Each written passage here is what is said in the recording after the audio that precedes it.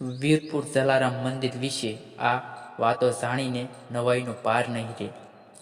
રાજકોટથી લગભગ 52 કિમી દૂર આવેલું વીરપુર ગામ આમ તો નાનકડું ગામ જેવું ગામ છે, પરંતુ તે આખી દુનિયામાં પ્રખ્યાત છે.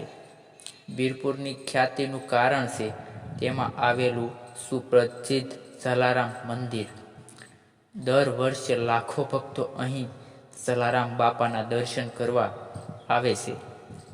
જલારામ બાપાના મંદિર અને જલારામ બાપાના જીવન વિશે એવી કેટલીક વાતો છે જે તેમના ભક્તો પણ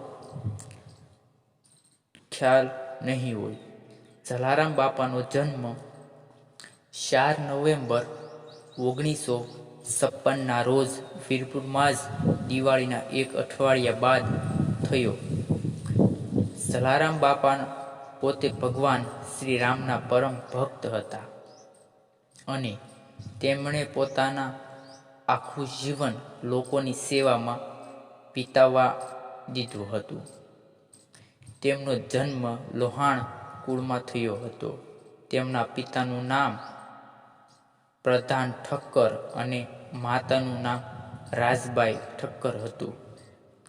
જલારામ બાપાને પહેલેથી જ સંસાર જીવન જીવવામાં રસ ન હતો. નાનપણથી જ ભગવાન રામની ભક્તિ કરતા જલારામ બાપા યાત્રાળુઓ, સાધુઓ અને સંતોની સેવામાં વ્યસ્ત રહેતા.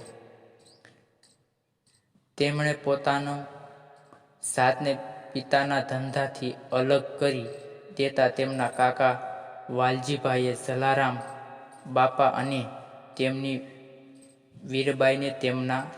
પત્ની વીરબાઈને તેમના ઘરમાં રહેવા સ્થાન આપ્યું.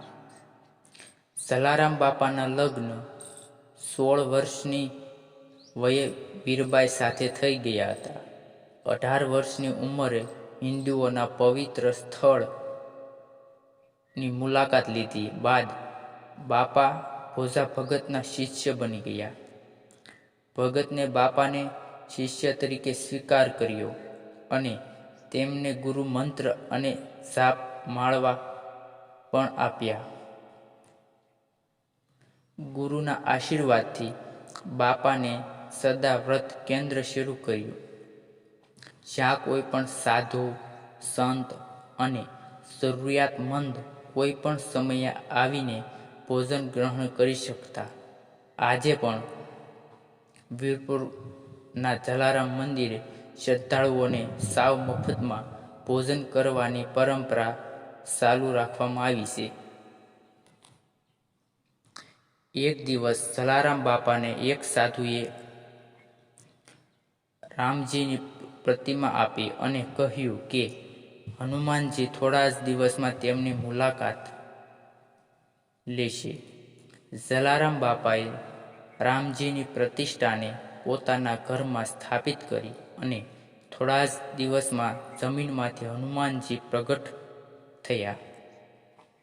તેમની સાથે સીતા માતા અને લક્ષ્મણની મૂર્તિ પણ પ્રકટ થઈ. એવું મનાય છે કે જલારામ બાપાના ઘરે અનાજ અને પકવાન અનાજ મૂકવાના સ્થાન પર થટેલા આ ચમત્કારને કારણે આ અનાજ ક્યારેય પૂરા જ નથી થતા. તે અક્ષય પાત્ર બની ગયું છે. આ ચમત્કાર પછી ગામના બીજા અનેક લોકો જલારામ બાપા સાથે લોકોની સેવાના કામમાં જોડાયા. વાયકા મુજબ ગુણાતીતાનંદ સ્વામી એકવાર જૂનાગઢથી આવતા વીરપુર રોકાયા. જલારામ બાપાએ તેમની એટલી સરસ સેવા કરી કે તેમનાથી પ્રસન્ન થઈને સ્વામીએ આશીર્વાદ આપ્યા કે તેમની ખ્યાતિ દેશ વિદેશમાં ફેલાશે અને વીરપુર એક મોટું તીર્થ સ્થળ બની રહેશે. જલારામ બાપાની પ્રતિષ્ઠા ઈશ્વરના અવતાર તરીકે પ્રસરવા માંડી. વીરપુર આવનાર દરેક વ્યક્તિને ને તેમની જાતિ ધર્મ પૂછ્યા વિના જલારામ બાપા ભોજન કરાવતા. આજની તારીખે વીરપુરમાં આ પ્રથા ચાલુ છે.